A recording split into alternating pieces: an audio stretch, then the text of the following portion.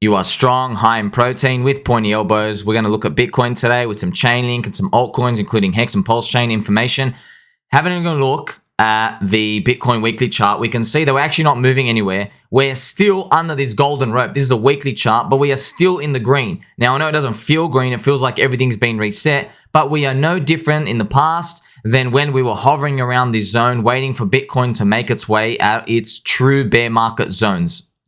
And speaking of those bear market zones, have we been here before? Yes, we have. So in the depths of 2019 bear market, beginning of the year, I called the bottom.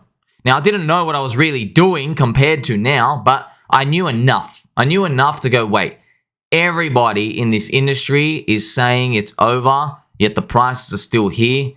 I think it's pretty good. That's how I was interpreting it. And I was right. Let's take you back here to show you exactly when it was. It was around here. It was around the bottom of this zone. And it wasn't easy because everything looked dead. Most altcoins were down minus 99%. And nothing had the chart of Bitcoin. So when they recovered, Ethereum wasn't recovering as much. So even on this move up, ETH BTC went down. And I can show you that chart right here because it's something to take into consideration. So even though the bear market was technically over, this is it. This was that rally. New ETH BTC dropped another 45%, which basically means Bitcoin went up 50% higher than Ethereum. Ethereum couldn't catch up anywhere near as much. I think Ethereum stopped at around 300. If it caught up to this, it should have been like 400, 450 bucks. So here is Ethereum. Now, Ethereum went on to grow to be such a beast. So here it is, 300 bucks. Yeah, if Ethereum maybe went up to $500 around here, it would have given you an equal ETH BTC, but it couldn't. It just couldn't. But still, look at all the beautiful fundamental things that grew out of this zone. That's where we are right now. Now, we don't know exactly what they're going to be. We're going to wait around and see. So in 2019, I've been here before. I want to show you this picture. Look at this chart. These were the prices here. Bitcoin, 3,486. Look at this. EOS was ranked 4, $2.40. Literally, it's gone nowhere since. You even had Bitcoin Cash with this weird logo, this weird little orange logo. You had Litecoin. Oh my God, my neighbor was euphoric. Litecoin, waiting for that Litecoin halvening which just passed. He's going to be waiting a long time for the next one. Ethereum up here, 109 bucks. So you look at all these coins, really, there was only one thing to really own from this point. It was Ethereum. Because, Bitcoin was also fantastic as well. But now, moving forward, I just want you to know that it's really hard to pick what's going to be the diamond out there. So it's better to just ease yourself and go, most likely you're not going to pick the diamond or whatever it is. We're just going to try to participate in whatever narrative comes out before us, whether it be it won't be DeFi resurgence, it will have to be some sort of new thing. That's why I'm feeling it could be something to do with social finance, speculating, people offering services, whatever it is. It might be something else. Real world assets coming in. At least the industry is moving forward. So I want you to know, right, even during the depths of that zone, you had the formidable Tone Vase saying, we're going down to 1K. So it's not easy, man. You had people say, I know, look, everyone laughs today. But back then, you're like, whoa, this guy's been around for years. He knows what he's talking about. And when you look at this chart, it looks like it should have went to 1K. So why was he talking about 1K? It was because this price here had this big, look, the last time Bitcoin had come around here was this zone here, around 1,800. And 1,000 was around here. So that's why, it looked logical. It looked like, hey, the last time it scrambled and it did a lot of volume zones and trading around was around there. So yeah, we should go down here, maybe down here and then become bottom. Didn't happen. Did not happen. But it looked like it should have on the chart. Interesting, you can do the same analysis on Ethereum. Many people thought, this reminds me of the current BNB chart, which I'm going to show you right now. So Ethereum stopped here. People were saying the next level for Ethereum is down here. Ethereum's going to $46 and then it's going to go back down to $15. That's what they were saying. Don't think everyone was like, oh, well, Ethereum's going to be the future. No, it was only the Ethereum maxis. But how are they any different to the XRP maxis today? Or even Hex, PulseChain, Doge, Chainlink, anybody in any coin. Everyone's saying, yeah, I think it's going up. And this is the BNB chart I wanted to show you. Look, what's everyone saying right now? Everybody, and I've seen everyone say, okay, the next level for BNB is down here, $43. Because they're looking at it differently. They're looking at it like there's some sort of technical analysis, future reader expert. And then when they get this wrong, they're probably going to move on to something else. Now, of course, maybe the DOJ does come and then this does scramble. But We've seen charts like this before. I just showed you with Ethereum that it doesn't have to go and do it. When we're looking at this right now, everybody's literally saying it's going back down to 40 bucks. Not kidding. They go, there's no fluff. It's going to come back all the way down. I don't know, man. Like Binance makes billions and billions of dollars. I don't know if you've heard of the exchange Binance. They can easily do buy and burns, which is what they've been doing. They buy back BNB, but they don't tell you about it, I think, is because of expectations. That'll make it a security. They go, oh, you are constantly buying and rotating profits, so maybe they just don't want to take that risk. But it's probably not a game you want to play with anyway.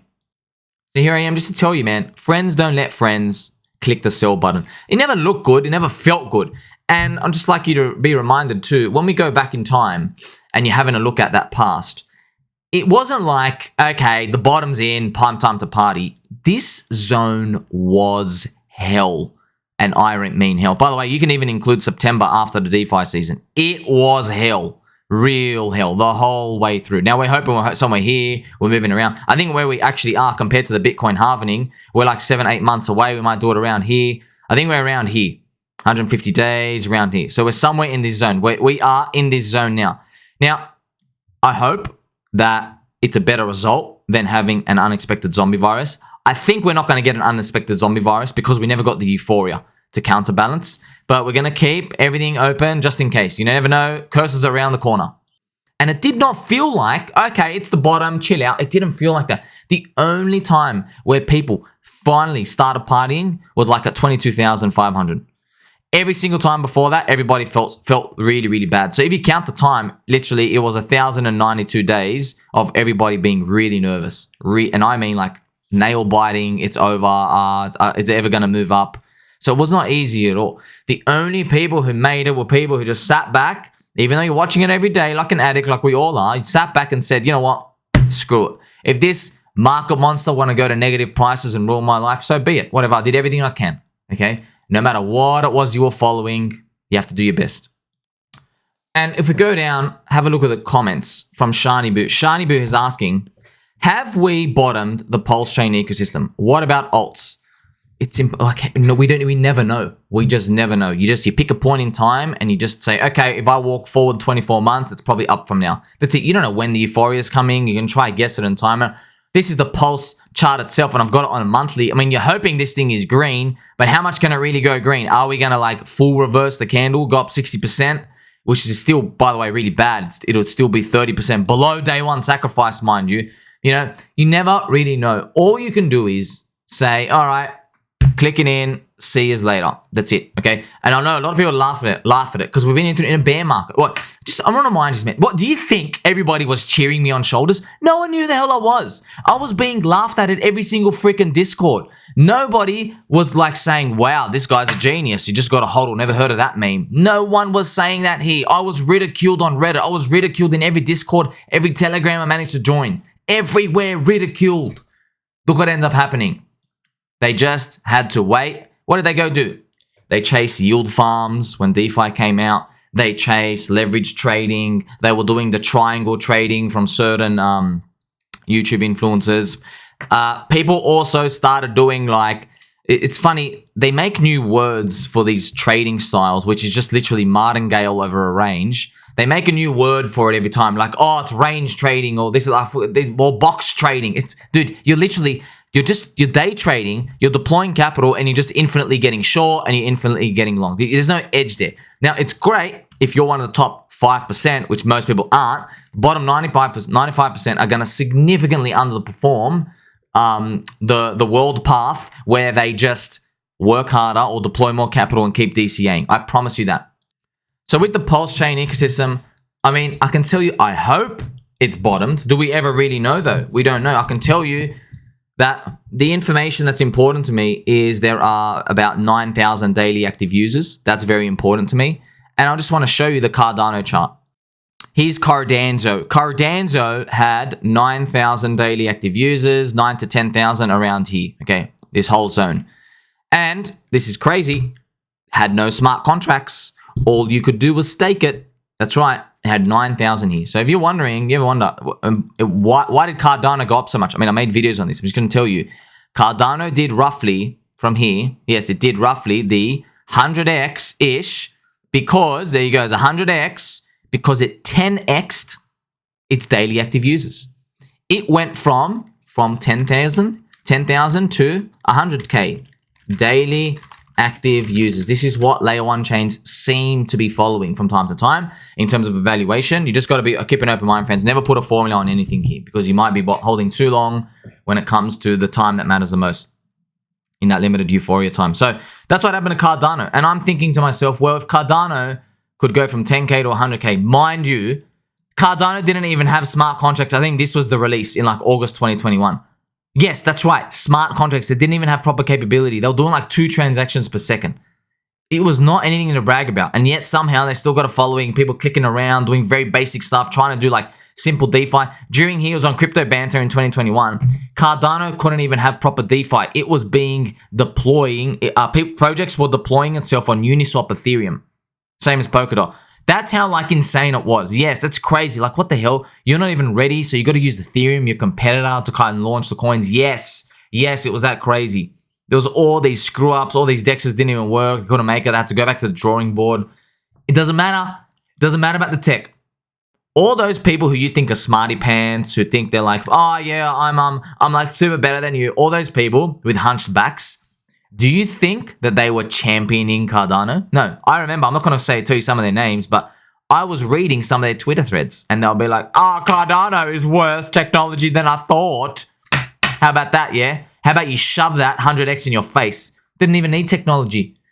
Charles is out finding UFOs right now, and Cardano still has not anywhere near competed next to Ethereum, and it doesn't matter because of Metcalf sold the community. Let me put you on. Look what happened. Look at this move in their face. This linear chart. Look at this move in their face. So here you are telling me Cardano's trash, and the community's like, whoa, what's going on? What's going on? Think about that, all right? Now, I don't want to just bring out false hopium, but I believe, okay, when I'm looking at the PulseChain, Pulse ecosystem, I think that this is something to think about. If PulseChain's only got 9 or 10,000, in the future, don't ask me like where they're going to come from. They're going to come from the rest of the market and the outskirts, but I can envision 50,000 minimum. I can see 50,000. And by the way, that would be a 25x.